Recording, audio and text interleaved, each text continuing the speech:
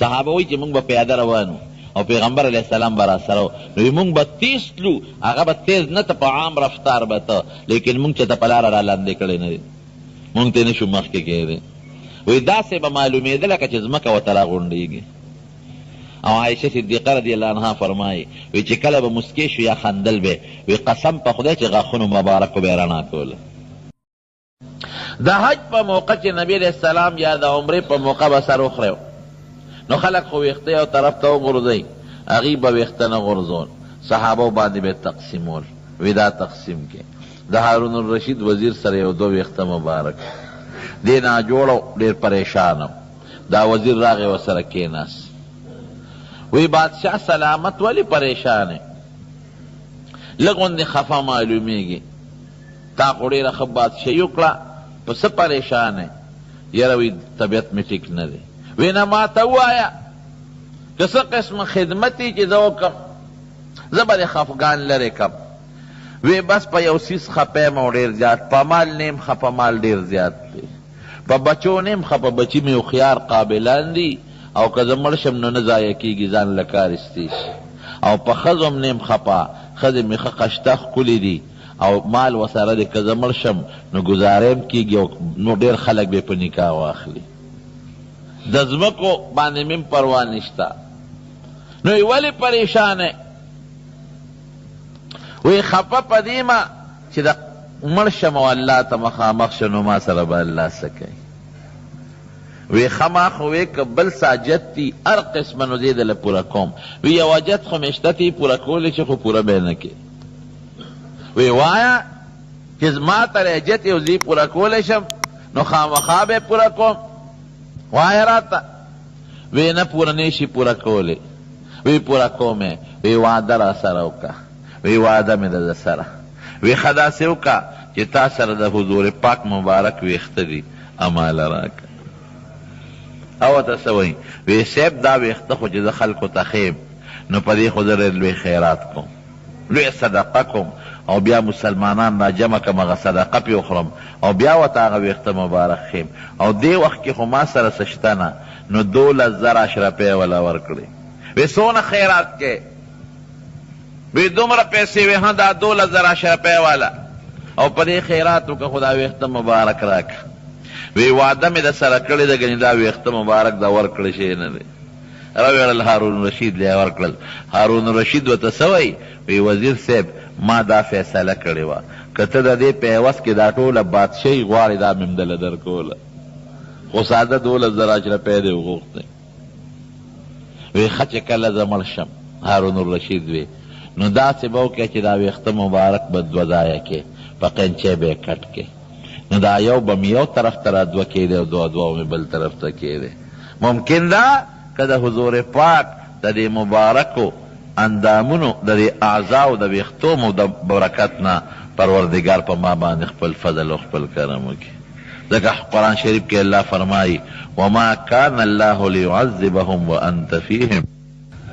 خالد ابن ولید د یرموک په جنگ کې شریکو، پټکې ته پرېوت د کافرو په طرف کې. د هغه پټکي دپاره دوباره د کافرو په صفونو کې ورننوت. خلکو وی لیونۍ که روغې دا څه کې؟ د دنیا د کافرانو په منځ کې ګوره ورننوت، په صفونو کې ننوت. هغه پټکي یې د کافرو د میان نه راوچت کړ، په سر یې کړ او د هغې د وجې زخمیم شو. چا ورته وی دا یو پټکي دپاره دومره تکلیف دی وکړو، ځان دې په کافرانو زخمي کړ، دا ولې؟ وی تاسو ته څه پته لګېده؟ وی په دې پټکي کې ما د حضور پاک ویښته مبارک ایښودي دي. وی چې سا مې وته وی پروا به مې نه وه، خو چې دا ویښته مې لاس ته رالل. که دا چاته د کافر لاس ته تلي و هغې یې بېادبي کړې و بیا به سو.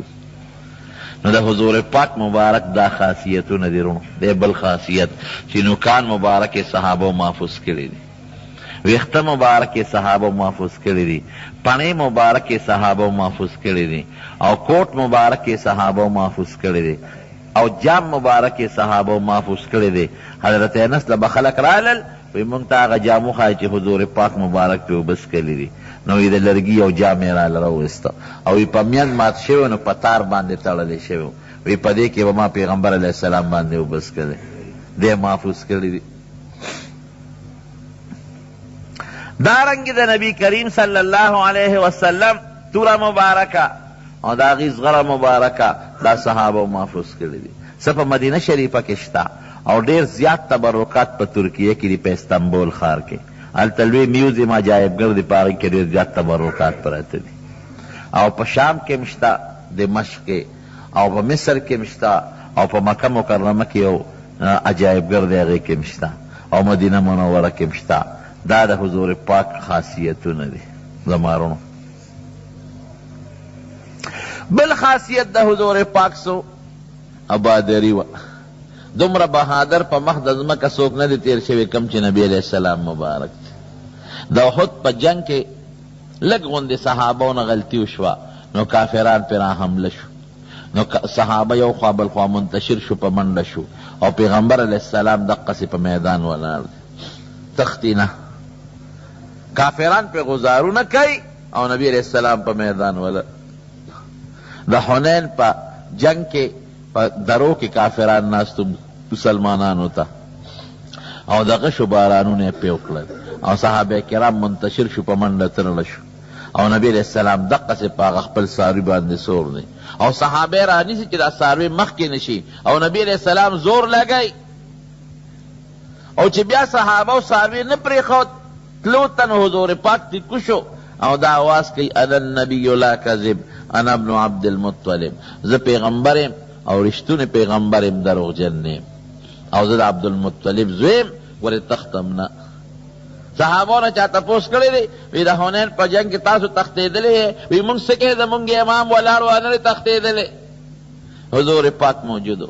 نبی علیہ السلام فرمایي وی ما له خدای دا خاصیت را کړی دی چې زما په دشمن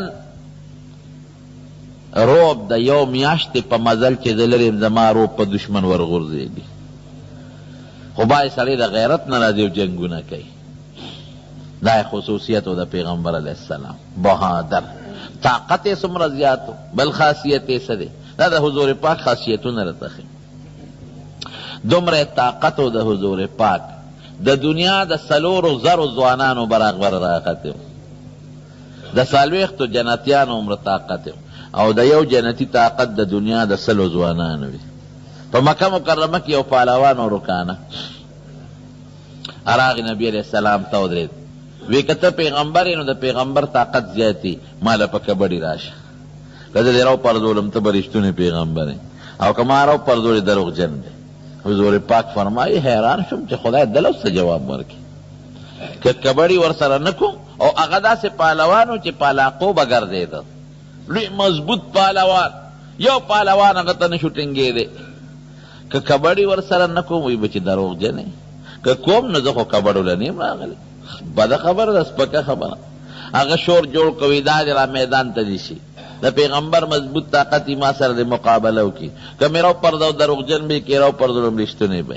حضور پاک مجبوره شو، چې مجبوره شو ور مخامخ شو. خلق ورته وي خپل خپل پام کوه، وي ستا خو دومره غټ وجود نه دی، خو ډېر لوی پهلوان دی، یو دیکې سره نقصان در نه کړي. زه وی الله به خیر کړي. چې څنګه سره مخامخ شو، حضور پاک رکانه دی لاس ته لاس ور ورسېد، دا لاس یې ونیوه، او چې دیکې یې ورکړه سانټی پې وړېدې. رکانه هلته چیغې کړه اشهد ان لا اله الا الله واشهد ان محمد رسول الله. چا ورته وی دا ولې په یو دیکا؟ وی قسم دې کړې انساني دیکا وه. وی ما غټو پهلوانانو سره پرزونې کړې دي، او ډېرو پهلوانانو راغورځولې مو، ډېر مې راغورځولې دي. وی دا بل شان دیکا وه، دا بل شان طاقت دی. وی داسې زور او دا یو لاس طاقت ما په زندګۍ کې د ډېرو پهلوانانو نه دي لیدلی. خدای مسلمان کړي. دا د حضور پاک مضبوط طاقت، بهادر او د لوی طاقت خاوند. لیکن ته وایې چې دومره لوی طاقت یې د چا خو خوراک به هم ډېر خوري، ډوډۍ به هم ډېره خوري، پهلوانو ته ګوره د ورځې یو ګټ په یو وخت خوري. نه، د حضور پاک ډېره معمولي ډوډۍ وه، ډېر لږ څیز باندې به حضور پاک خپل اکتفا کوله، لږې اوبه به یې څښلې او لږ خوراک به کو نبي کریم صلی الله علیه وسلم. نو فیدت امت ته څونه رسېدلې ده. بل خاصیت د حضور پاک، مخکې چې څومره پیغمبرانو د هغې به خاص یو قوم ته راتلل، یا د یو کلي دپاره به پیغمبر، لکه مثلا تورنځو کې به یو، په اتمانځو کې به بل، او په چارسده کې به بل، او په پېښور کې به بل. او حضور پاک دا د یو کلي دپاره پیغمبر نه دی او نه د یو قوم دپاره. د حضور پاک د زمانې نه تر قیامته پورې چې څومره مسلمانان دي او په کم کم کلي او علاقو کې دي، د ټولو د هدایت دپاره خدای پاک را لېږلی دی. بل خاصیت بل خاصیت یې څه دی؟ د حضور پاک نه مخکې چې څومره پیغمبران تیر شوي دي، د هغوی تعلیمات به امت ته رسېدل او امت به پې عمل کوم. خو چې بل پیغمبر به راغی، بس د هغه تعلیم به منسوخ شو. او د حضور پاک دا خاصیت ده چې د هغه نه پس بل پیغمبر به نه راځي. وی زه پیغمبر یم او د ما نه پس نه بل رسول راتلی شي او نه پیغمبر راتلی شي، او نه زما دین په د بل پیغمبر په دین منسوخ کېدی شي. دا د حضور پاک مبارک خصوصیت دی. او لوی خاصیت یې څه دی؟ نن دې په دنیا کې ما درته ویل نورو پیغمبرانو د قبرونو سوچه پته نه لګي، ګمان او شک شته، او زمونږ د خپل پیغمبر قبر مبارک محفوظ دی. د هغه د صحابه حضرت ابوبکر او حضرت عمر رضی الله عنهما، حضرت عثمان، د هغې قبرونه معلوم دي. حضرت علی رضی الله عنه په کوفه کې دفن دی، د هغه قبر معلوم دی. کلی معلوم دی چې کم کلی کې پیدا شوی او چې کم ته هجرت کړی پکې وفات ته هغه معلوم دی. جمعات معلوم دی ترننه پورې، محراب محفوظ دی ترننه پورې چې کم کې منځ کړی دی. د کومو کویانو نه چې حضور پاک کو بس کړي دي، که تراخه کویان به هغه خواږې شوي دي.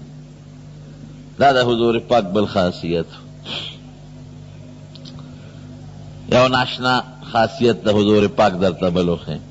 د حج په موقع به څاروي حلالول. د حج په موقع اوس هم خلک څاروي حلالوي.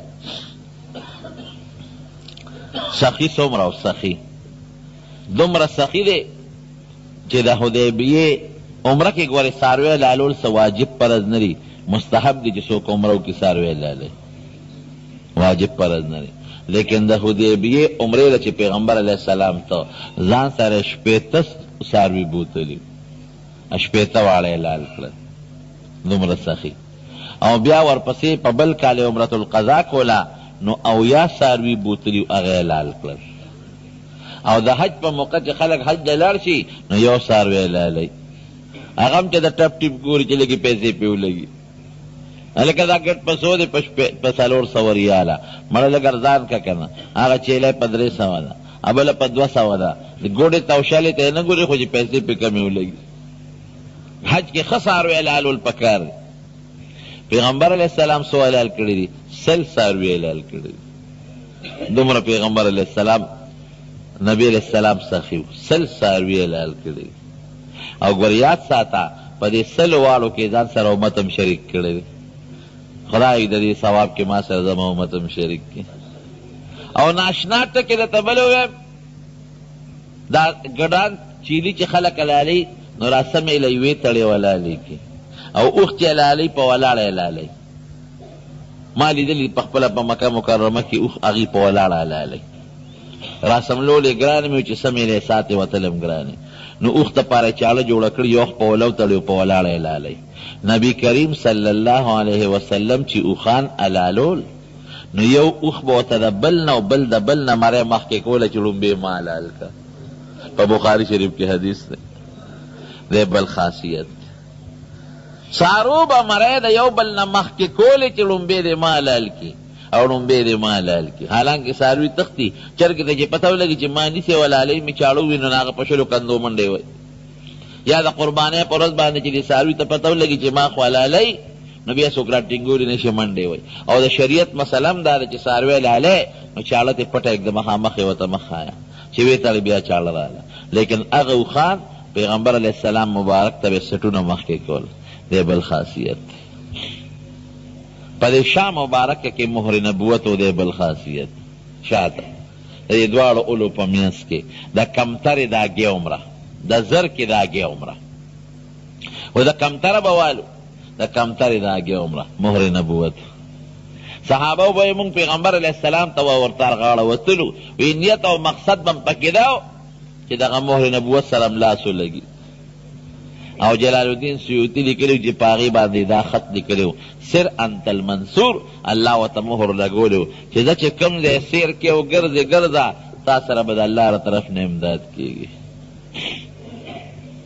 دا د حضور پاک خاصیت. صحابه وایي چې موږ به پیاده روانو او پیغمبر علیه السلام به را سره نو موږ به تیز تلو، هغه به تیز نه ته په عام رفتار به ته، لیکن موږ چې ته په لاره را لاندې کړی نه دی، موږ ته نه شو مخکې کېدی. وی داسې به معلومېده لکه چې ځمکه ورته راغونډېږي. او عایشه صدیقه رضی الله عنها فرمایي وی چې کله به مسکې شو یا خندل به وی قسم په خدای چې غاښونو مبارکو به یې رڼا کوله. وی د غاښونو برېښنا او رڼا دا به موږ ته محسوسېدله. د نبی کریم صلی الله علیه وسلم ترخونه مبارک سپینو. موږ چې ترخونه خرایو یا ویښتو باسو رنګ بدلی، د هغې ترخونه مبارک سپینو تک سپین. په احادیثو کې راځي چې کله به څادر پرېوت یو کې نه بار بار وی حتی رأینا بیاض ابطیه، حتی رأیت بیاض ابطیه، وی ما د حضور پاک د ترخونو مبارک سپینوالی لیده. بل خاصیت یې سو چې وده به شو نو سترګې به ودې وې، زړه به بیدار و، زړه به یې وحی ته متوجه و، الله تعالی به ورته وحی رالیږله، نو زړه به بیدار و او سترګې به ودې وې. دا د حضور پاک مبارک خاصیتونو خصوصیاتونو. نو د سیرت د جلسو یو فایده ده چې د پیغمبر علیه السلام د حالاتو نه سړی خبر شي. دویم چې د هغې عظمت د سړي پړه کې کېښودلی شي. او درېیمه فایده یې سي د دې تقریرونو، درېیمه فایده یې رونو دی چې سړی د پیغمبر علیه السلام حالات واوري او په هغه نقشه ځان جوړ کړي. دې غټه فایده. ډېر خلک یې لګیایي د سیرت په دې جلسو کې او ډېر خوشحاله سرونه هم لقوي او سبحان الله الحمدلله هم ډېرې چغې وایي، لیکن عمل نه کوي. زمونږ پښتانه بیا هم ښه دي، خو پنجاب کې دا مصیبت زیات دی. هغوی د جلسو له ډېر زیات اهمیت ورکوي او بیا نه لمونځ کوي او نه روژه نیسي. یو سړی و که نه ښځې پاسه وي پېشمني له پاسه پانسې، دا خو ډېر ګران کار دی. دا هم پنجابیان دي. وی روژه نیسه، نو دا به څوک نیسي؟ روژه احسان کار دی، روژې به یې خوړی. هغې وایي روز پټان جانې روزه جانې، پښتون پېژو روژه پېژوي. زموږ د روژې ضرورت دی. نو چې روژه ماتې ټیم به نو ټولو نه مخکې به دسترخوان ته ناست و. ښځه ورته وایي نه پېشمنۍ کې خدای والي نه لمونځ کې نه روژه نیسې او روژه ماتې د ټولو نه مخکې ناست دی. وایي ښه چې روژه ماتې هم نه کوم نو څه کافر خو راته نه ښکارم، یو خو به کو که د کافر درته ښکارم چې روژه ماتې نه کوم څه. نو بعضې سړی هم دغسې د سیرت جلسې کوي، عمل نه کوي. د سیرت د جلسو غټ غرض دا چې د حضور پاک مبارک بشان عقیده زموږ خپله شي. یوازې په خولې کار نه کېږي، ګورې عمل به کوې. د هغې په شان ښکلې عقیده او د هغې په شان ښایسته ښکلې اخلاق او د هغې په شان ښکلې کردار او د هغې په شان ښایسته ښکلې عمل. دا د جلسو د اجتماعاتو فایده ده. صحابه به فوراً د نبي علیه السلام په نقش قدم عمل کا. خبره به د خولې مبارکې نه لاوتلې نه وه چې هغې کې به عمل سم و، عمل به یې کو. نو د پیغمبر علیه السلام د سیرت مبارک نقشه لکم فی رسول الله اسوة حسنه. قرآن شریف کو یا ایها النبی انا ارسلناک، اے ښکلي پیغمبره مونږ ته دې قوم ته لېږلې شاهدا و مبشرا و نذیرا. تر دې نګهباني به کې شهود حضور ته وایي، ته به دوی ته هر وخت به دې نګهباني به کې، نګهبان به حالات به ګوري، ګناه څوک کوي منې کې به، نیکي څوک نه کوي هغې ته به بلې، جنګ جګړې در نه څوک نه کوي. لکه څنګه چې یو سړی دا شپونکې دا ګډې چیلې سړی نو پوره خیال ساتي چې ګډه چیلې پردي فصل له ور نه شي، ناجوړی چې علاج وله وکړي، اوبه ورکړي، ډوډۍ ورکړي. دقه رنګې به نګهباني کوي د خپل امت. او بیا چې څوک ستا تابعداري وکړي او ستا د نګهبانۍ نه فایده واخلي، هغې له زیرې ورکوه د جنت.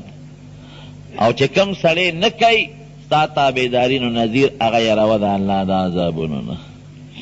وداعیا الی الله باذنه، وسراجا منیرا، او دا اللہ پا حکم بخلق بلی دین تا داعی بے داعی دعوت پورکے او روخان انور بے لکا سنگ چی دا روخان انور نا ارچا تا فیدہ رسیگی دا غرنگی بے انشاءاللہ چستانا مخلوق تا فیدہ رسیگی وما غسوش وبشر المؤمنین بأن لهم من اللہ فضلا کبیرا، او مسلمانان لوی دا زیر ورکا چی تاسو تا دا اللہ دا طرف نو دیر لوی احسانات و انعامات دا بدل خدای در کئی طولو الحمدللہ من مسلمانان لوی دا زیر ولا تطع الكافرین والمنافقین، او اذا کافر و منافقانو گوری انمانی اغی خطا باندی کوشش کئی ستا پا مرگر و کوشش کئی محنتون کئی دا اغی انمانی ودع ازاهم، او کس تکلیف در کئی پروا مساتا، سوک با در پس خبر کئی، سوک با کنزل کئی، سوک با پراپیگنڈ کئی، اس فکر چیو نکے وتوکل علی اللہ، اللہ وی پما بروسو کا وکفا باللہ وکیلا، چی پما دے بروسو کا زمان بہترین مرگری بل سوک نشتا، ٹول نظام و کارون بدے سمو یو سری زمان دے یو حج دا مرگری نتا پوسو کا منگ دمرا غافل و نا خبر یو دا اللہ و دا رسولنا منگ تا خدا قائد اعظم سے تاریخ پورا معلوم دی دکا سکول کے پرچہ رازی، دا علامہ اقبال سے تاریخ راتا پورا معلوم دی دکا سکول کے پرچہ رازی زمان دی یو مرگری نیو سری تا پوسو کا وی یرا پا مکہ مکرمہ کی دا بیت اللہ نا چی خلق تابیگی را تابیگی نوی دے کہ خدا خدا قبر دے، نوی دا مدینی شریفی تا چی خلق راجی دل تر چا قبر دے العیاذ باللہ دمرا یو انسان تا پتہ نلگی چی دے حج دلال شی او دتا دا بیت اللہ پتہ نلگی او دتا دام پتہ نلگی چی زمون خدای جم دے دے او کمری او قبرم لری عیاذن باللہ دا سنا پویا خلق قسم دے دیر خلقو پا مدینہ منور کے دمانا پخپلا تپوس کرے دے دیر خلق راشی حج لا او چیزی پتہ وطن لگی چی دا نبی علیہ السلام قبر مبارک پا کم دے کرے دا زمون حال دیرونو نو دا سیرت دا جلسو فیدہ دا کہ دا پیغمبر علیہ السلام دا حالاتو نسڑی خبردار شی تاریخ جم دے پاتی شی دا حضور پاک او شکر دے دا خدای فضل دی زمون دا خکوری پیغمبر پورا تاریخ موجود پروت دے یتیم پیدا شوی دے دا پلارنا، پلار دا وفات نمخ کی وفات دا پیدایش نمخ کی وفاتو او چی دا شپگو کالو شو نمور بی بی وفات شو لومبے پیوالا چاور کردی دی خپل مور بی بی آمینه او بیا دا ابو لہب یو وینز و سویبا اغی والا پیور کردی دی او بیا پا طائف کے یو بی بی و نیک بی بی حضرت حلیم رضی اللہ تعالی عنہ پا سقیف خاندان کے بیا والا اغی پیور کردی دی لومبی وعدی کل کردی چی عمر پینزیش کالو او چا سر لومبی وعد کردی پا مکہ مکرمہ کی یو دیر نیک بی بی وا او مالدار بی بی وا او دیر او خیار بی بی وا چی دا آغی نم حضرت خدیجہ وا رضی اللہ تعالی عنہ دا حضور پاک عمر پینزیش کالو دا آغی عمر سلویخ کالو او آغی دا پیغمبر علیہ السلام کارنامی لی دلیوی او دا آغا خکولی صفتونے لی دلیو ناغی پخپل مطالبہ کردی وا چی دا نبی علیہ السلام سر نکاح کولوالا نکاح والا پیغمبر علیہ السلام دا خپل تر سر مشورہ وکړه ابو طالب سره دے سکترو نور ترونه او ډیر خواغا میرنی ترونو مین دی جدا میں پلار یو او ابو طالب پترونو کی سکترو چه مور او پلار دا دوار یو دا حضور پاک پلار او دا ابو طالب پلار او دا حضور پاک نیو دا ابو طالب مور دا یو دا ابو طالب سره مشورہ وکړه پاغه مشورے بیا دا خدیجی رضی اللہ عنہ سر نکاح شوا او دا نکاح خود بچا لسترا ابو طالب سے پخپلا او دا غی عمر سلویخ کالو او اغی طول خپل مال حال او عرص چکورونو اغا حضور پاک مبارک دا وقف کردی دی وحی پہ کل راغلی دا وحی پا حضور پاک پا سلویختم کال راغلی دا چی سلویخ کالی پورش او کم دے راغلی دا پا غار حرا کے راغلی دا او پا کم میاش کے دا رمضان پا میاش کے او تاریخ سویمو چی وحی راتلا نو علماء لکی سلی رشتم دا رمضانو چی وحی وربان دے راغلا دری کالا پس بیا وحی بنداوا او دری کالا پس بیا وحی رالا لنبے وحی کم راغلی دا آیتون یا اقرأ بسم ربک اللذی خلق خلق الانسان من علق اقرأ وربك الاکرم الذي علم بالقلم علم الانسان ما لم يعلم. دا لومبي آیتونه نازل شي. خلق چې ملاقات لذي روزه مبارکه دا په مدینه منوره کې ده. د نورو پیغمبرانو ګورې پته نه لګي رونو. د بعضې پیغمبرانو قبرونه په عراق کې دي او د چا قبرونه په فلسطین کې دي، لکه حضرت نوح ابراهیم علیه السلام او حضرت عیسی علیه السلام، او د چا په شام کې دي لکه حضرت نوح علیه السلام. خو دا هم پته نه لګي، تاریخي خبرې دي، پوره معلومات نشته. او زمونږ د حضور پاک قبر مبارک په مدینه منوره کې دی. دا ثابته خبره دی کې اړو شک نشته. د یو پیغمبر تاریخ محفوظ نه دی او زمونږ د حضور پاک ټول تاریخ محفوظ دی. یو انګریز یو کتاب لیکلی دی په انګریزی کې، او بیا د هغې په اردو کې ترجمه هم شوی دی، 100 men، د 100 لویو خلکو تاریخ یې ذکر کړی دی. د 100 لویو خلکو چې په دنیا کې کم 100 لوی خلک تیر شوي دي. نو هغه انګریز عیسائی دی او د امریکې اوسېدونکی دی، او هغه په اول نمبر کې د نبی کریم صلی الله علیه وسلم ذکر کړی نمبر کې، او 4 نمبر کې د عیسی علیه السلام ذکر کړی دی، او په 12 یا 14 کې ما نه یریږي د حضرت عمر فاروق رضی الله عنه ذکر کړی دی. نو بیا یو خبره لیکلې ده، وی په ما به زما په دې کتاب به خلک اعتراض کوي، وی به چې ته خو امریکنی د امریکې اوسېدونکی او ته خو عیسایي، نو تا د خپل پیغمبر مرتبه په 4 نمبر کې ولې لیکلې ده، او د مسلمانانو د پیغمبر لدې د لومبۍ مرتبه ولې ورکړې ده؟ نو هغه یې 4 وجې لیکلې دي. وی د دې لومبۍ وجه دا ده چې زمونږ پیغمبر واده نه دی کړی او د مسلمانانو پیغمبر واده کړی دی. د لومبۍ وجه نه زمونږ پیغمبر واده نه دی کړی، هغه کړی دی. نو هغه د واده متعلق، د بیبیانو متعلق او د بچو متعلق لوی تاریخ پرېښی دی چې بیبي سره به څنګه ژوند تیری، او د بیبي سره به د کور څنګه ژوند دی، او جامه به وله راوړی که نه، او په نکاح کې به څه ورکوې که به نه ورکوې، او چې مړ شي نو میراث به په مال کې به دې سره سي که نه، او که هغه مړه شي ستا به په مال کې سره سي او که نه، او بچې چې پیدا شي د بچو به څنګه تربیت کې، او د زنانه بیا په کور کې د عبادت او د هغې د بیمارو حالات. وی چونکې هغه دا ودونه کړي دي نو دا ټول نظام د هغه محفوظ پروت دی، او زمونږ پیغمبر عیسی علیه السلام نه واده کړی دی او نه بچي شته، وی د هغه دغه تاریخ نشته.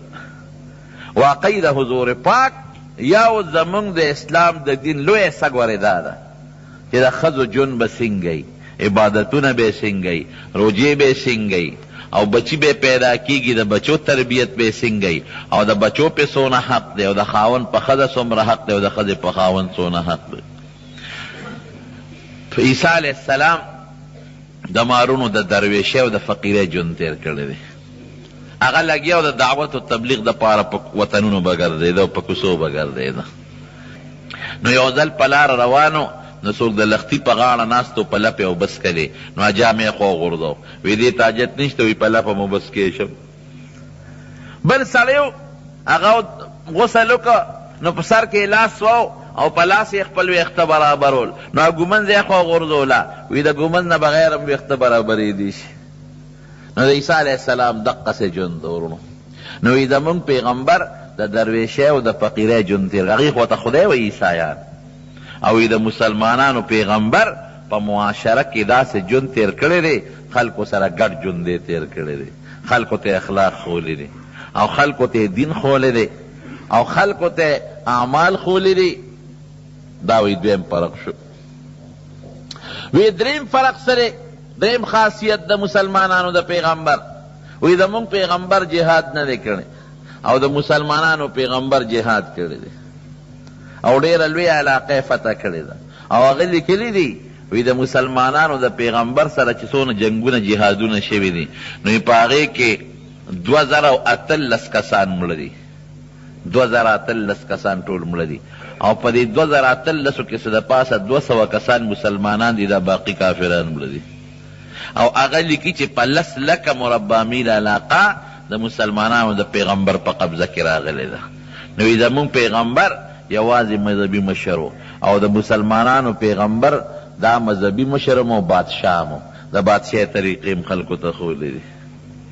بادشاہي به څنګه کې او قضا به څنګه کې، که غل راغلی دی غلی کړی دی لاس یې ترې پرې کړی دی، او که زناکار زنا کړی دی نو سنګسار کړی دی، او که ډاکو ډاکه کړی دی نو هغه سزا ورکړې ده، او که چا قتل کړی دی نو هغه یې مړ کړی دی. د مسلمانانو پیغمبر هم پیغمبر نبی هم بادشاہ او زمون عیسی علیہ السلام صرف پیغمبر او بادشاہ یې نه ده کړې. نو د بادشاہ ټولې طریقې چې څومره دي د مسلمانانو د پیغمبر نه راغلي دي، او بیا د هغه نه پس د هغه اوو ملګرو بادشاہي کړې ده. حضرت ابوبکر صدیق، بیا حضرت عمر، بیا حضرت عثمان، بیا حضرت علی دی بادشاہانی کړي دي، او د هغې نه پس د حضرت علی نه پس حضرت معاویه رضی الله عنه، حضرت حسن، او بیا حضرت معاویه، او بیا عبدالله ابن زبیر دی بادشاہ کړي دي په صحابو کې په ملګرو کې. وی دا ورېرونو دې کې د عیسی علیه السلام شان نه کمیږي، په دې ځان پوه کې عیسی علیه السلام د خدای پیغمبرو جلیل القدر هغه ته چې کومه ډیوټي حواله وه هغه یې کړې ده، خو زمونږ د پیغمبر ډیوټي لږه زیاته ده چې ته به وادم کې او د بچو چل به هم خلکو ته ښې، او دارنګې نظام حکومت او سلطنت به هم چلی، یوازې پیغمبر نو ورسره بادشاه مو، فیصلې هم کړي دي، او خشته ښکلي نظام او قانون یې مونږ ته پرېښی دی. نو د سیرت د تقریرونو د جلسو یو فایده خو دا ده چې د پیغمبر علیه السلام د تاریخ نه به لږ ډېر خبردار شي. دویمه فایده یې څه درونو د هغه عظمت په دې پړه کې کښېني چې واقعي زمونږ پیغمبر څومره لوی سړی و، لوی شخصیت و، دا به دې پړه کې کښېني، او دا حقیقت دی چې حضور پاک له الله ډېر لوی خصوصیات ورکړي. دا په مخ د ځمکه د ډېرو خلکو نو د حضور پاک لوی او د سماتې تر ننه پورې چا نه دي لیدلی. عایشه بی بی فرمایی یو د سماتې له به لاړ، وی بیا چې دی به رالل زه به هغه ځای ته او د سماتې له لاړم عموما، نو ما به د پیغمبر علیه السلام او د سماتې چرته نه دي لیدلی، او د سماتې ځای کې بدبویي وي، وی هغې کې به خوشبویي وه. و یو ځل مې دې تپوس وکړه د الله رسوله زه چې ستاسو د اودسماتې ځای ته لاړ شم نو هلته نه بدبویي محسوسوم او نه ستاسو اودسماتې وینم. وی ته نه خبر عایشې چې د پیغمبرانو اودسماتې ځمکه ځان ته راکاږي، ځمکې جذب کوي، او د پیغمبرانو د اودسماتې داسې مثال دی لکه د جنتیانو د جنتي چې ډېر خوراک وکړي نو د هغه خوراک د اعظمي نه بدبویي شته او نه په هغه بدبویۍ څوک پوهېږي. نو د پیغمبر خوراک دا چې دی وکړي د بدبویۍ په شکل د پیغمبر نه خارجېږي. یو بیبي وه د هغه تږې شوې وه، د هغې دا خیال نو چې دا ورکوټی او دسمات د نبي علیه السلام، هغې پې ګمان د اوبو وکړو، تیاره مې نو هغې وڅکلې. سار حضور پاک تپوس وکړو وی زما هغه اودسمات یې په هغه کنډول کې هغه بیبي وی خو ما څکلی دی، وی خطا باندې به تر مرګه پورې د خېټې دړ نه راځي. دا د حضور پاک د اودسماتې برکت. او چې بیبي څکه نو اودسماتې که ډېر وخت هم کېدي بوی کوي که نه کوي، نو هغې بدبویي نه کوله، خوشبویي کوله، ځکه خو بیبي څکلې ده. دی یو خاصیت. لاړې مبارکې خاص عجیبه خاصیت لري چې کله به اوبه نه وي او کوی به وزنځېد نو حضور پاک به خپلې لاړې مبارکې په کوی کې وغورځولې، نو هغه کوی به داسې دغه به جوش به یې وچینو چې به بیا نه تشېده. دی د لاړو مبارکو برکت. یو ځل بیبي فاطمې کره الله نو حسنینو کې یو ماشوم هغه جړل، د لور نه یې تپوس وکړه بچې دا ماشوم ولې جاړي؟ وی دا وګېرې، وی ما لی راوله، نو نبی علیہ السلام لی راوست، نو حضور پاک خپله جبه مبارکه راوسته او د ماشوم په خوله کې کېښوده. وی زه فاطمې وی تر مرګه پورې به په ده بیا لوږه نه راځي او نه به دې د لوږې د لاسه وجاړي. دا د حضور پاک د لاړو مبارکو هغه برکت. خوله مبارکې خوشبویي او خوشبویي به یې کوله. زمونږ خوله څخابین کوي په صابون به یې 2 ځله به یې په یو ځل هم کار نه کېږي، او د هغې خوله مبارکه خوشبویه وه. په کومه لار چې به ته په هغه لار به یې خشته ښکلې خوشبویي پرېښوده. او صحابو ته به پته وه چې نبي علیه السلام په دې لار تللی دی، د هغې د خولې مبارکې د خوشبویۍ د وجې نه. زمونږ وینه نجسه ده، پلیته ده، او د حضور پاک مبارکه وینه پاکه وه. عربو په دې وجود نه به یې پخکر باندې وینه ایستله. یو ځل یې پخکر وینه ایستله او عبدالله ابن زبیر رضی الله عنه له ورکړه، وی دا یو سودا چېرته پټه که. ابارو وت واپس راغی، وی پټه دې کړه؟ وی یو. وی کم ځای دې پټه کړه؟ نو خېټې ته یې لاسونی وي، دلته مې پټه کړه. هغه اغسکلې وه.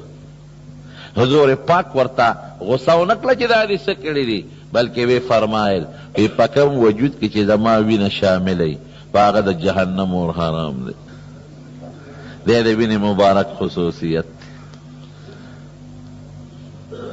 مونږ چې نوکان پرېږدو اخوی غورځو، قسم په خدای د حضور پاک نوکان مبارک صحابه ځان سره ساتلی دي.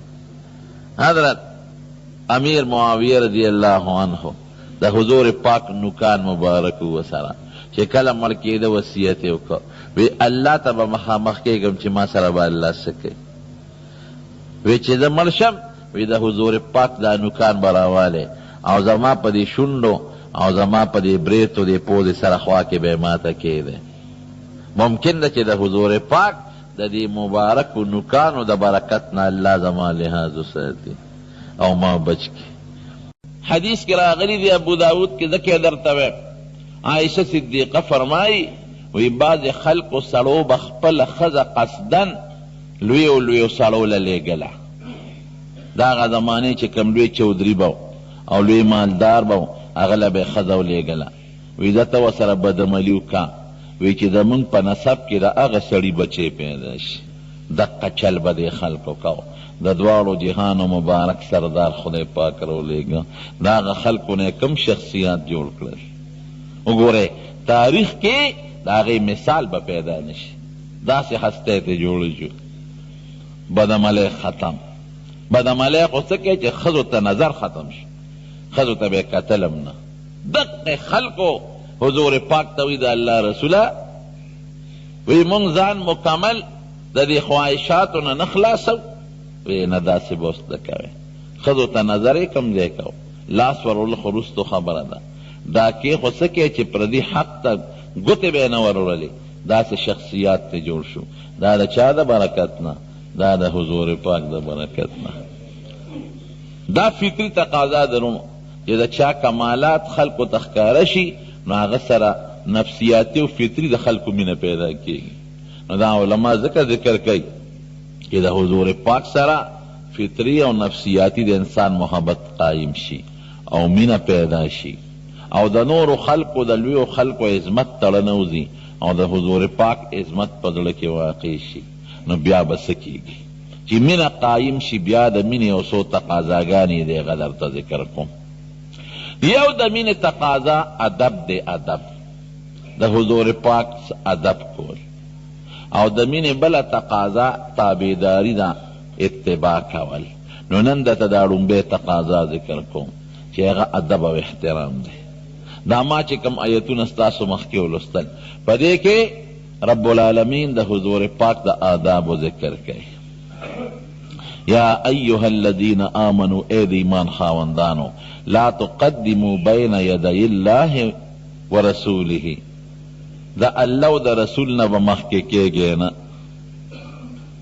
چې د الله حکم او ته د هغې نه قدم مخکې لاړ شي چې نه دا نه منم، هغې ته سپک وګورې او خپلې خبرې ته په دروند نظر وګورې.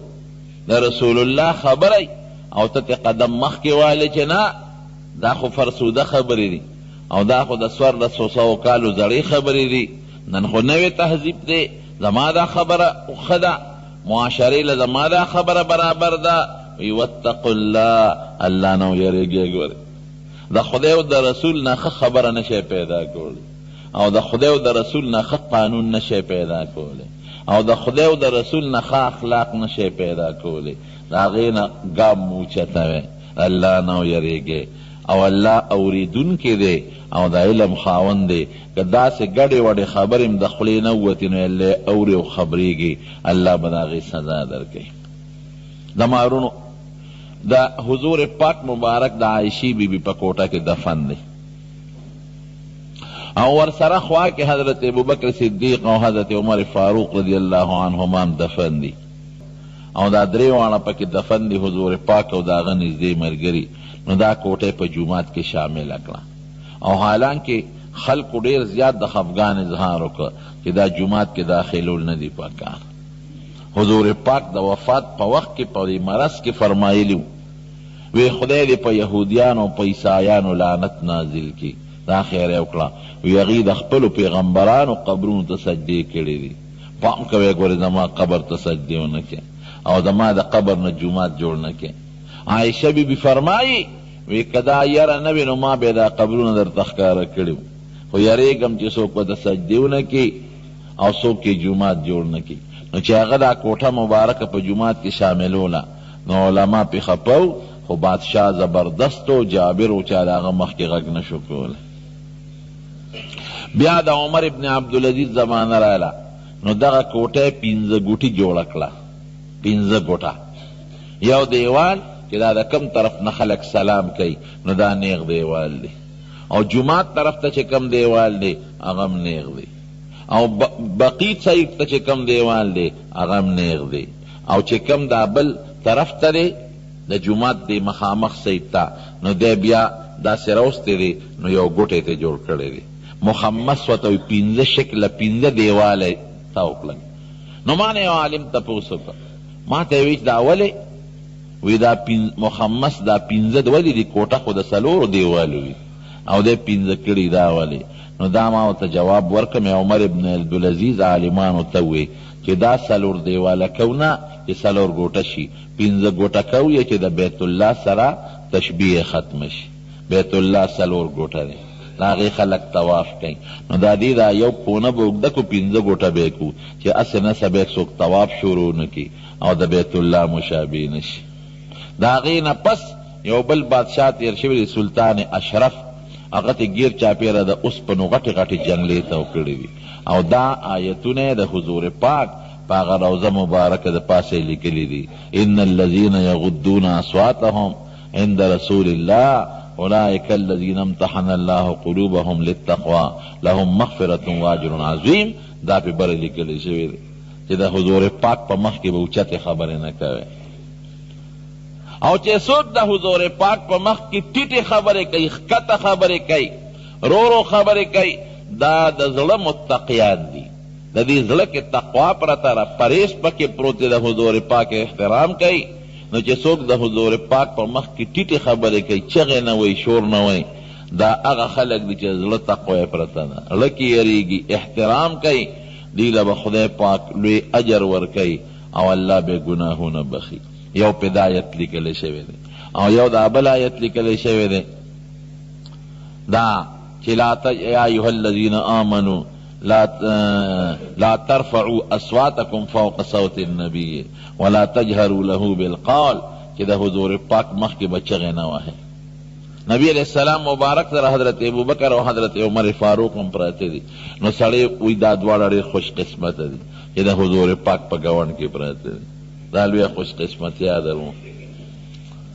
حضرت عایشې بیبي خوب لیدلی وی خوب مې ولید یو سپومۍ د اسمان د نیمې ته راله او ډېره لویه رڼه یې وکړه او زما غېږ کې را پرېوته. وی بیا مې بل خوب ولیده چې یو بله سپومۍ نه هم په دغه خوب کې مې بیا ولیدل یو بله سپومۍ راوچته شوه او د اسمان د نیمې ته ورسېدل او دا دنیا روښانه کړه او زما غېږ کې را پرېوته. وی بیا مې بله درېیمه سپومۍ ولیدله د اسمان د نیمې ته ورسېدله او ښه رڼه یې وکړه او زما دې غېږ کې را پرېوته. نو پلار ته الوی حضرت ابوبکر صدیق ته وی بابا داسې خوب مې لیدلی دی. غږ یې ورته ونه کړ چې کله حضور پاک وفات شو او د عایشې بیبي په کوټه کې دفن شو نبی ابوبکر خپلې لور ته وی عایشې ته یا بنیه ای بنیته ای زما لورې هذا احد اقمارکې دا د هغه یوه سپومۍ وه چې ستا کوټې ته راغله او یوه ترل آخرین او دوا نور وترل اخرین اغا دوا نور سپومه بدیم ان قریب وینی. نو بل سپومه حضرت ابوبکر صدیق وا او بل سپومه حضرت عمر فاروق. دا پکینی د لاس ببوز دی وتو. نو هغه عالم دا هغه سړي نه تپوسو که دا هغه طالب نه وی دا ببوز چا ته والی کېږي؟ وی دا صرف تاسو ته والی کېږي. وی صرف ما ته وی یو او وی هوی تاسو ته در رسی که نه؟ وی یو صرف چې داسې تاوی را تاوی نو مونږ ته هم فایده را رسېږي. وی دغه رنګې رحمتونه په حضور پاک را ورېږي وی ګاونډیانو ته فایده رسېږي. او چې څومره درود شریف خلق وی او دا هغه درود شریف برکتونه او دا غي فضیلتونه حضور پاک ته بالخصوص رسیږي خو لکه د ببود شانته هغه هوا برکتونه دواړو ګاونډیانو ته رسیږي. نو په روزه مبارکه دا آیتونه لیکلي دي نو او د دې مقصد سره چې د حضور پاک احترام به کوي او قدر به کوي. د بنو تمیم یو قوم راغی هغوی خو نه پوهېدل د بهره رالل د بار نه به دا بانډیسیان خلک رالل په ادب بنو خبر هغوی پې دا ګمان وکړه چې لکه عام انسان ته څوک اواز کوي نو اواز یې ورته وکړه یا محمد اخرج الینا اواز یې ورته وکړه اے محمد صلی الله علیه وسلم مونږ له روزه ده مونږ در سره کار دی لکه اوس چې څوک راشي یو ملګري ته دیوال نه هغې غاړه اواز وکړي هغې نو خبر چې داسې خو ویل نه دي پکار. نو نبی علیہ السلام مبارک ولروت فوراً قرآن شریف کے اللہ دا آیت نازل کا ان الذین ینادونک من وراء الحجرات اکثرهم لا یعقلون کہ سوک دا دیوال نا اغی غالا در تاوازو نکی نو دا نپویگی نپویگی دا لا خبر ندی خیر دی دی دا آداب نبرور خبریگی لا تجعلوا دعاء الرسول کدعاء بعدکم بعضا چی سنگ یو بل سر چغی وحی نو نبی علیہ السلام سره به داسې اوازونه نه کوي. دی یو ادب او احترام دی.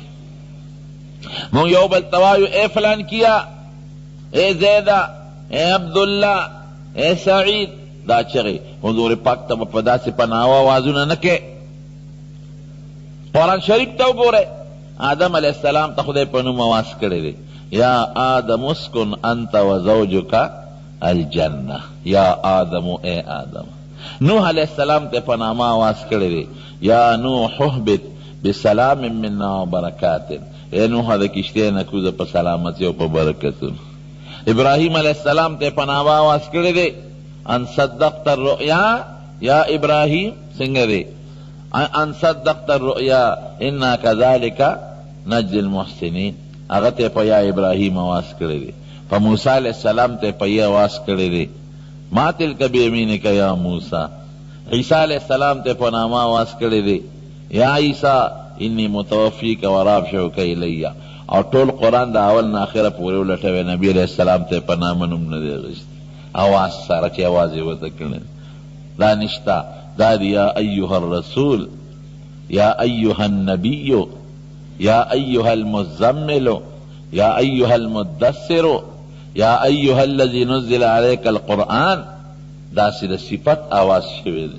یا ایها المدثر اے صادر غستون کیا یا ایها المزلمل اے زان ران غختون کیا یا ایها الرسول اے زمان خکولی پیغمبرا یا ایها النبی اے زمان خکولی پیغمبرا دی سر آواز شوی دی. نو سنگ چی منگ یو بل سر پا معاشرہ کی پا نم آواز کو دقا سی پا نم آواز با دوارو جہان و سردار تا صحابہ و نکو او اللہ پہ خپم شوی دا سی بنوائے وطا احترام بکوے ادب بکوے رنو. نو یو خدا شوا دویم چی حضور پاک ادی را پاسوے بنا دے دویم ادب و احترام دے.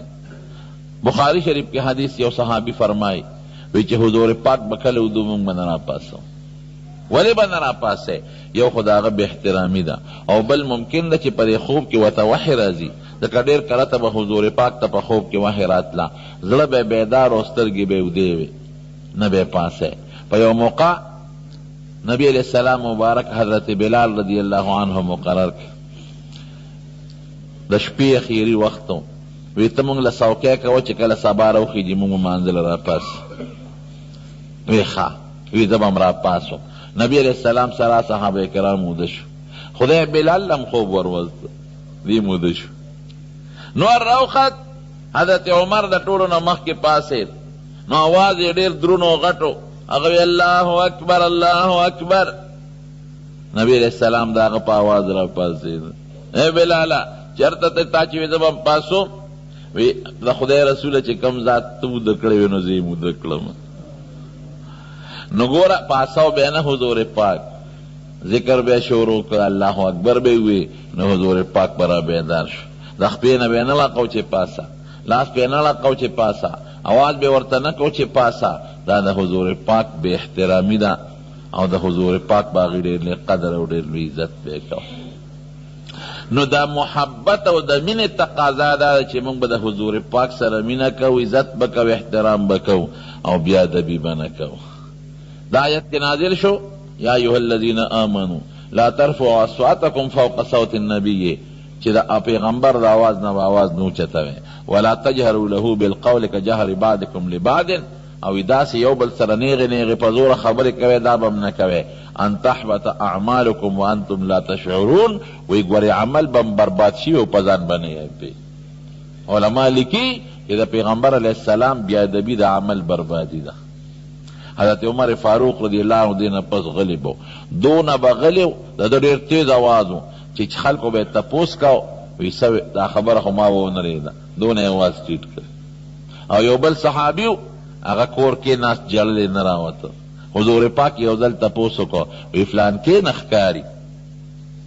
یو صحابي لاړ وی نبی علیہ السلام دې تپوس وکړه ته خو نه راځې؟ وی زه خو برباد شویم او تباه شویم. وی څنګه؟ وی ما آواز د حضور پاک په مجلس کې د ما آواز اوچت دی، نو ما ډېر اوازونه کړي دي او ډېرې اوچتې خبرې مې کړي دي، او الله وایي چې چا د هغې مخکې اوچتې خبرې وکړې عمل یې برباد دی، نو د ما خوار څه برباد شوي دي. نبی علیہ السلام ته چې الو هغې ورپسې بیا استازی ولېږه، وی نه راځه خیر دی. دا قصدن چې څوک چغې وایي اوچت اواز کوي، لکه بعض سړی په زوره زوره خبرې کوي او مقصد یې د دې بل بېعزتي وي، او چې څوک غیر اختیاري اواز اوچت شي نو په هغې نیوکه نشته. دې نه علما دا معلوموي چې د مور او پلار په مخ کې به اوچتې اوچتې خبرې نه کوې، او د استاذ په مخ کې به اوچتې اوچتې خبرې نه کوې، دا ګناه ده. نو د پیغمبر علیه السلام به ادب او احترام به کوې، عزت به کوې. او که چا عباس خفه که زه خفه کړم، او چا چې زه خفه کړم الله خفه کو، او چا چې الله خفه که قریب ده چې غور ته غور دی. د حضرت عمر فاروق رضی الله عنه زمانه وه، هغې اعلان وکړ وی خدای مو بخه دا د جومات ته چې د چا ناوي دي دا بل طرف ته واړوئ، جومات ته د کوټو به بندې کړئ، ځکه د خلکو چې چا جومات سره دیوالو نو ناوه به جومات ته بهدله، نو باران کې به جومات کې چقلې جوړې شوې، وی دا بل طرف ته واړوئ. نو ډېرو خلکو هغه ناوې واړولې، او حضرت عباس رضی الله عنه د حضور پاک تره هغه ناوه نه واړولې. حضرت عمر چې راغی وی دا یو ناوه پکې ولې پاتې ده؟ نو ډاګې اوچته کړه، هغه ناوې اخوا وغورځوله. وی زه ویم چې ویې اړوئ، تاسو یې نه اړوئ، جومات چا چقلو کېږي. حضرت عباس ته چا ووی، عباس چې راغی وی هغه ناوه وی عمر فاروق په لرګي واله ویړوله، وی ښې ونه کړل. وی دا ولې تا نه اړوله؟ وی دا حضور پاک مبارک په خپلو لاسو مبارکو دا ناوه ماله لګولې ده، ما چې کوټه جوړوله دا ناوره د هغې لګولې ده.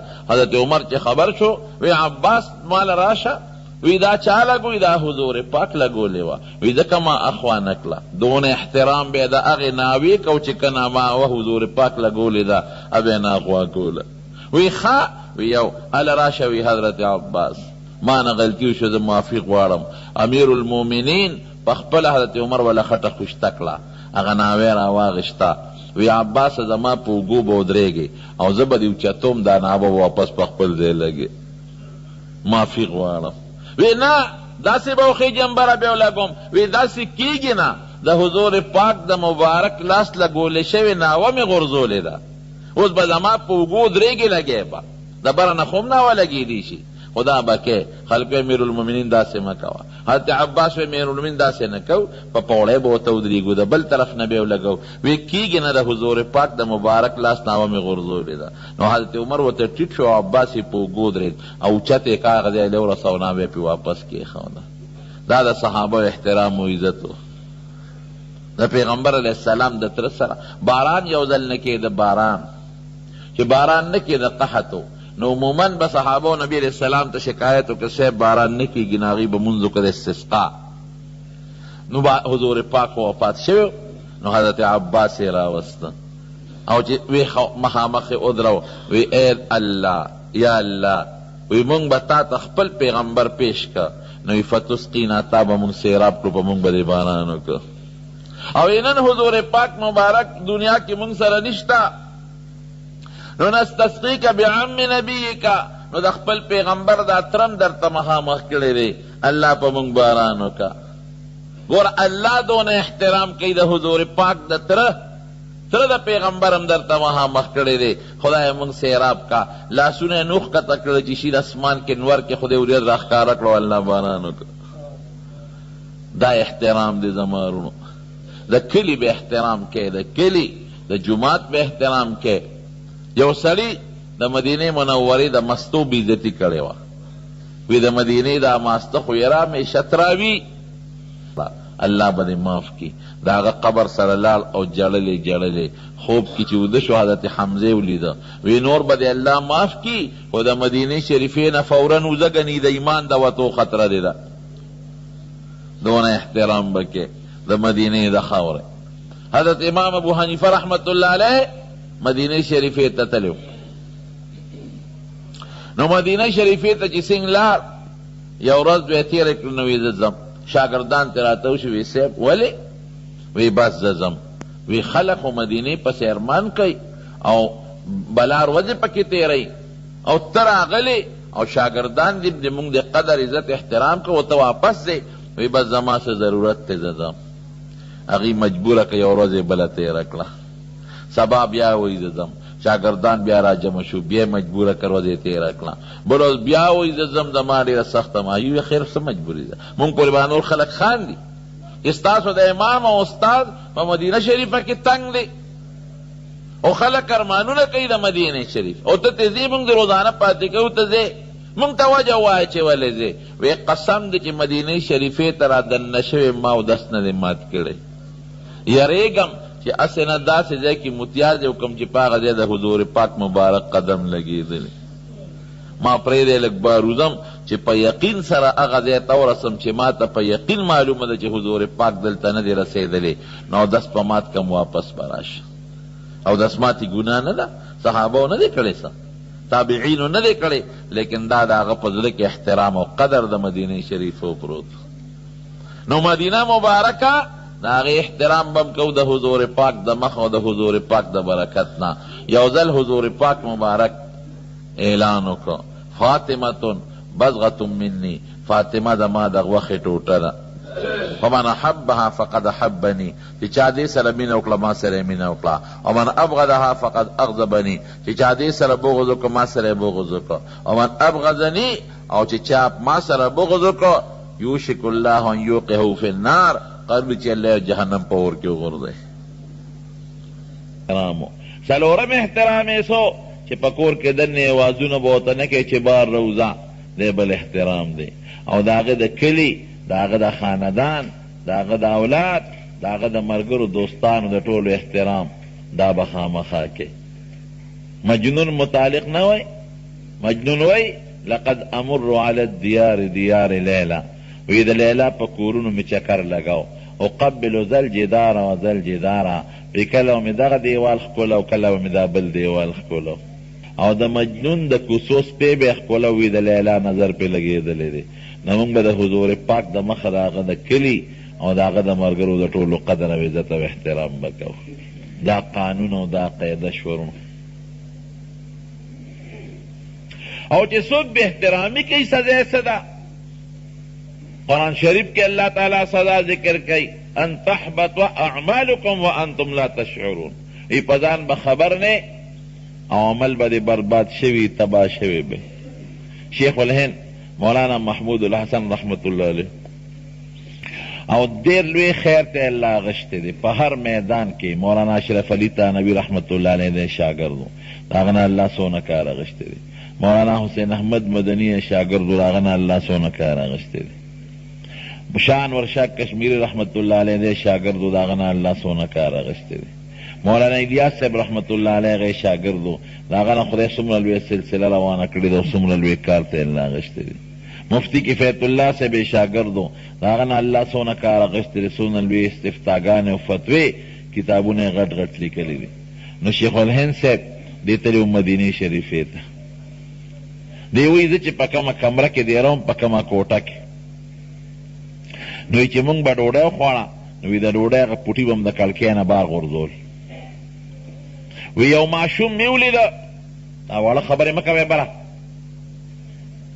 چپ شی واړو. وی دا ماشومان یو ماشوم راته او چې د کړکۍ نه به چا اخوا ډوډۍ غورځولې وي هغه پوټي به یې راغونډول. وی چې نظر مې وکړه وی چې د جانو به څومره ټوکړې غورځولې لکه انسان ډوډۍ وخوري او کوم پوټي غورځوي وی دغې ماشوم به هغه پوټي راغونډول. وی زما پیسله خپه شو چې دا ماشوم خو ډېر ښایسته ښکلی هلک دی راکوټې او دې دا پوټي راغونډوي چې په دې به څه کوي غوالې وړي ګډو چیلولې وړي چرګولې وړي. یو ځل مې تپوس وکړه بچې دلته راشه دا پوټي چې ته روزانه راغونډی په دې څه کوې؟ وی بابا دا کور ته وړم. بچې کور پې څه کوې؟ وی دا مونږ خورو که نه. ولې بچې ستاسو بل څه ذریعه نشته؟ وی نه د یتیم پلار مې مړ دی او ماشومان خویندې مې دي او مونږ ټول واړه یو نابالغه او د پردې د کور یو زما مور د چا خدمت هم نشي کولی با. نو د دقه د اجانو په دې کړکو ګرځم او چې کوم پوټي هغې غورځولې راغونډوم او ځان له خوشته په دې خپله ګزاره کوم. بچې د کوم ځای ذاتي؟ وی د مدینې منورې. نو زړه مې پیسې درد وکړه.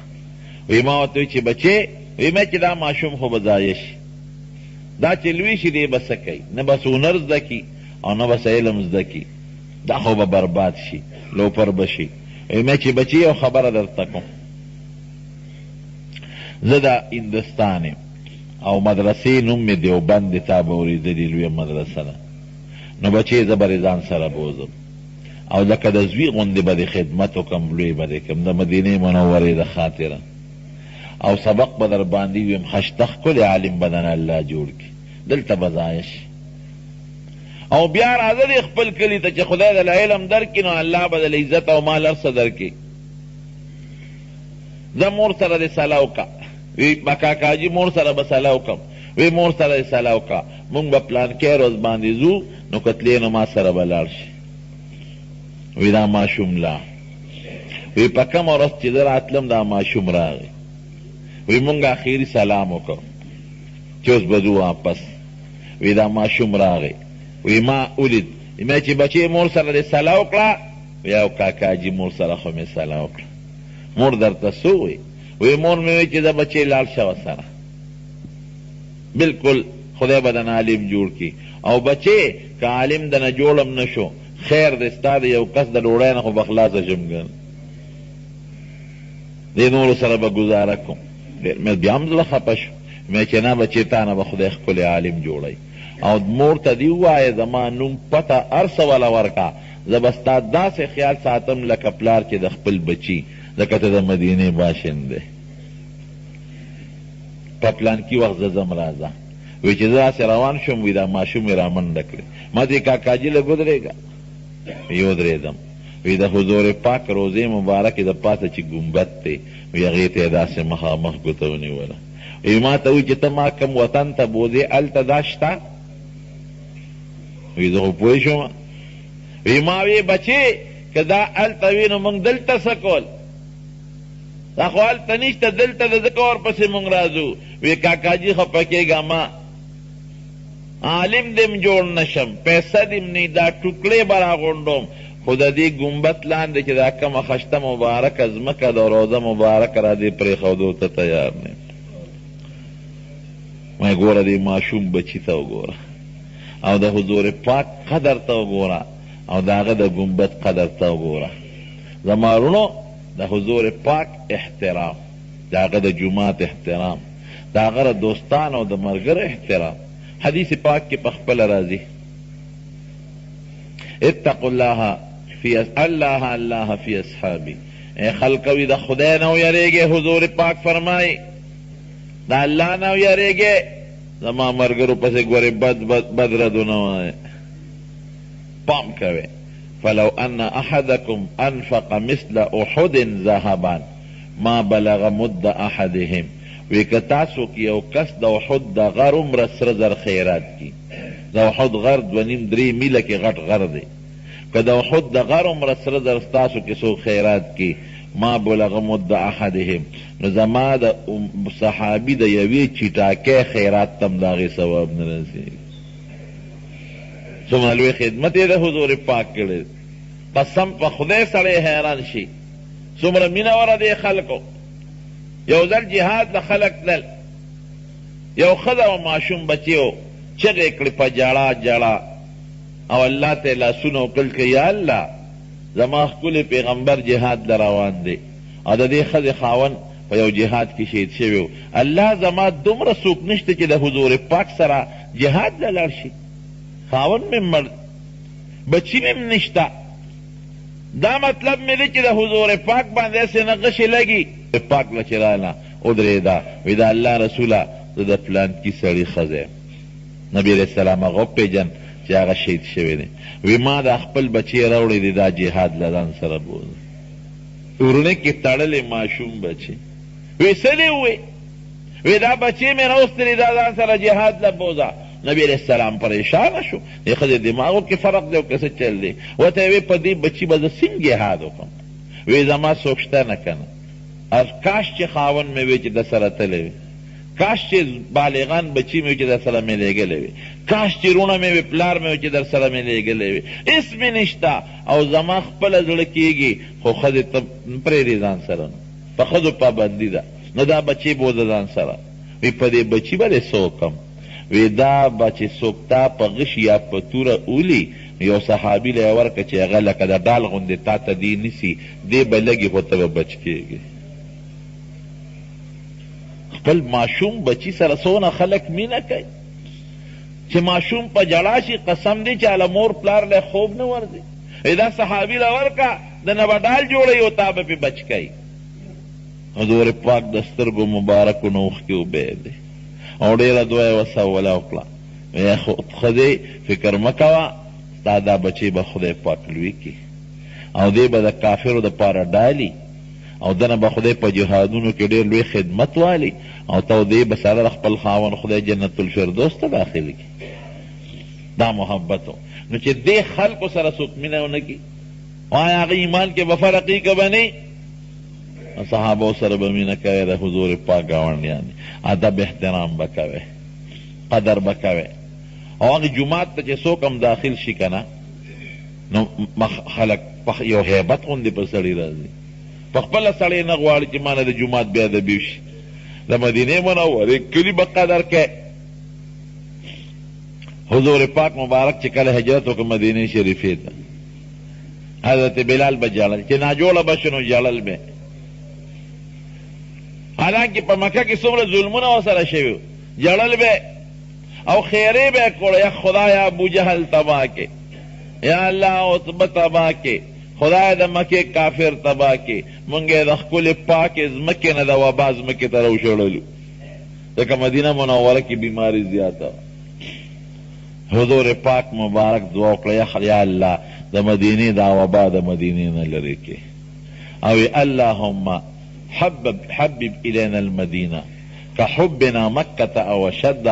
خدای مدینه مونږ ته خوښه کې، او داسې راته خوښه کې لکه مکه چې م خوښه، او بلکې د هغې نه یې راته زیاته خوښه کې. نو خوب یې ولید، یو ببر سرې توره ښځه بد شکله مې ولیده چې د مدینې شریفې نه روانه شوه او جحفې ته لاړه. صحابه ورته وی صاحب تعبیر یې څه دی؟ وی الله د مدینې منورې نه وبا لرې کړه او جحفې ته یې ورسونه. آب و هوا مزیداره شوه، خوشګواره او خشته شوه. احد ته چې به کله راغی، نو حضور پاک به فرمایل احد جبل، هذا احد، دا د احد راښکاره شو. جبل دا یو غر دی یحبنا موږ سره مینه کوي او موږ د احد د غر سره مینه کوو. نو د مارونو دا د حضور پاک سره مینه چې سړی کوي د مینې یوه تقاضا دا ده چې د حضور پاک ادب بکې او احترام بکې، د هغه د کلي ادب او احترام بکې، د هغه د ملګرو ادب او احترام بکې. عمر ابن عبدالعزیز ډېر زیات عادل بادشاه تیر شوی، ډېر عادل. او د حضرت معاویه رضی الله عنه او د حضرت علی رضی الله عنه منځ کې جګړې به ډېرې کېدلې. نو یو سړي د عبدالله ابن مبارک نه دا ډېر لوی د حدیث استاد دی، راغلی تپوس وکړه، وی صاحب عبدالله ابن مبارک غوره دی او که عمر ابن عبدالعزیز غوره دی؟ عمر ابن عبدالعزیز وی صاحب معاویه صاحب غوره دی او که عمر ابن عبدالعزیز غوره دی؟ معاویه صاحب صحابي دی، عمر ابن عبدالعزیز تابعی دی، خو دې ډېر زیات انصاف د کړی دی په خپل دور کې. نو عبدالله ابن مبارک ورته وی داسې خبره دی وکړه چې وجود دې را لغونې غونې که، دا ستا خبره وه. وی که ټوله دنیا د عمر ابن عبدالعزیز غوندې عادلانو نه ډکه شي، دا ټوله ځمکه، نو قسم دی د معاویه صاحب د هغې اس چې د حضور پاک سره په هغې په ملګرتیا کې جهاد کړی دی، د هغې اس د خپو دوړې ته هم نه رسېږي. نو د حضور پاک مبارک د سره چې څوک مینه کوي، د مینې یوه تقاضا د حضور پاک سره محبت، دا ادب او احترام دی. نو دې آیتونو کې چې دا ما ولوستل، الله د حضور پاک د آدابو ذکر کوي.